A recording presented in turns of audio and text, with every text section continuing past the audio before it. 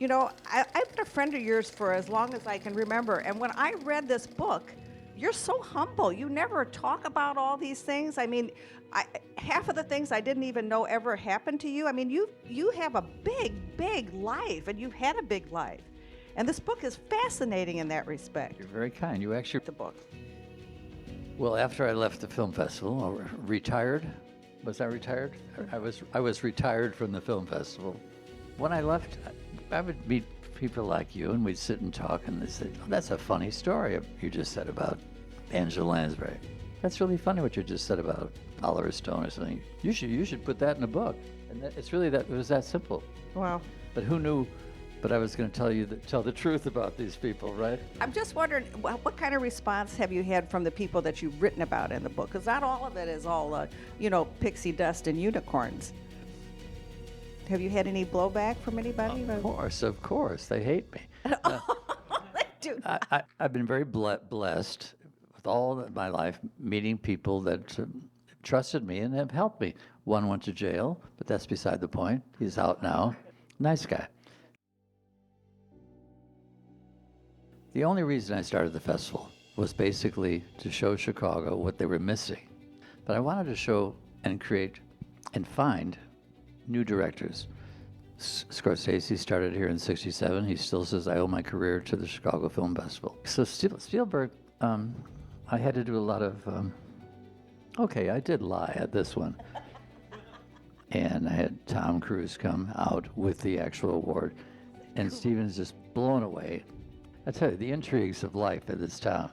This is a small town.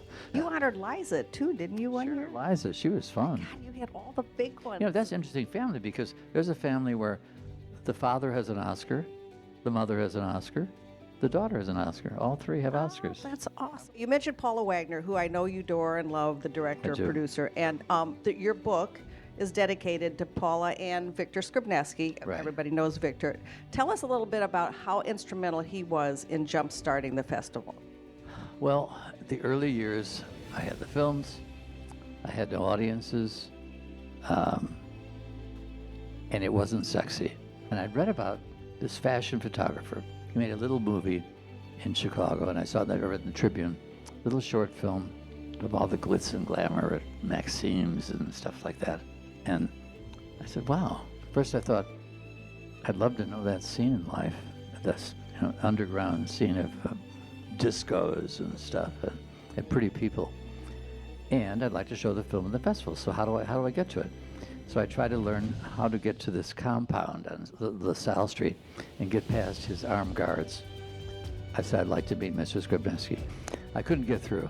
Then I tried again, and I met Mr. Skrybnevsky, and he said, here's my situation.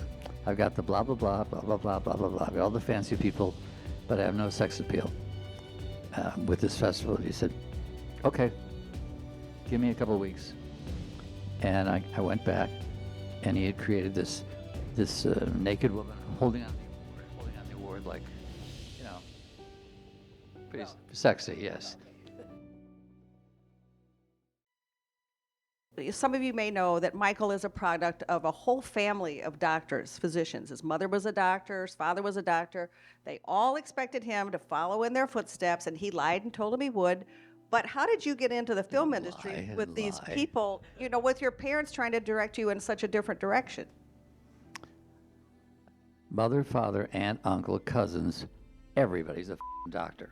My dog, I am sure my dog. You say that in the Union League Club. Well, you can edit it out. You can bleep it out. I thought my dog was studying to be a doctor. I had a wonderful dog. I was making movies when I was 8 years old.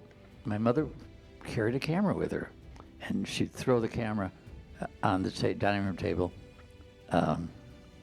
Make this into a movie. So I'm making movies at 8 years old, and it's just sort of continued that my dad, of course, says, of course, you are going to become a doctor. I said, sure, Dad. I thought it was much more fun to direct the musicals at the school and the big variety shows and all this big stuff. So I got so distracted doing shows that they threw me out. Well, thank goodness. I'm glad they threw you out. Oh, no. You don't know my father. My parents were totally dedicated to their jobs and their patients. I only really sat and saw them on Sunday when we had dinner. It's not an I was an adult. I was an adult as a kid, and I only became a kid at about age 21, and I still am. All right, so let me ask you, what's been a highlight for you writing this book, and what was the hardest part of doing it? Well, since I've never written a book before, the curious thing is I'd wake up in the middle of the night, even though I'm on Ambien or vodka or something, and go scribble a chapter down or something. It came from nowhere, all these memories. And if you show me a photo, because the book is filled with all these candid photos, you show me that photo, I can relive that moment. So I still have that, thank goodness, at my age, that vivid memory of what it was all about. The book is laid out, if you've seen it over there, it's laid out like a movie. The chapters are not chapter 1, 2, 3, 4, 5. They're a title of a film. So if you go into Greatest Show on Earth, it's the opening night of the first film festival. You go to Star is Born, it's the life of Colleen Moore. If you go to Sorry, Wrong Number, it's a whole chapter about people asking me to find some sexual situation for them. All right, who was the star that you always wanted but you couldn't get to appear at the gala? Oh, Brad Pitt. I worked on Brad Pitt for a while. He says, I don't do these things. I always thought Brad Pitt would be fun to do. Oh, I'll say. And finish this sentence. Oh, God. In another couple of years, I hope. I'm still here. How did writing the book change you as a person? Well, you and Chuck mentioned that I've become much more outgoing and different in some way. So. I'm basically a shy person. I am. I mean, I talked to that man then because I liked his tie. I would, he's gone now if you notice.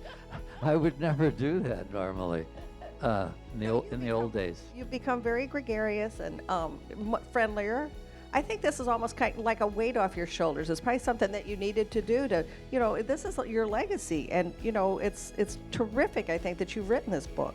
It's all there. It's history. It's great history. And it's, and when you consider that most of these people that are on film have left us, are no longer around. That's why it could be a valuable piece. You're a valuable piece, Michael Kutza. Thank you for all your time spent in the world of celebrity and making Chicago a better place to live.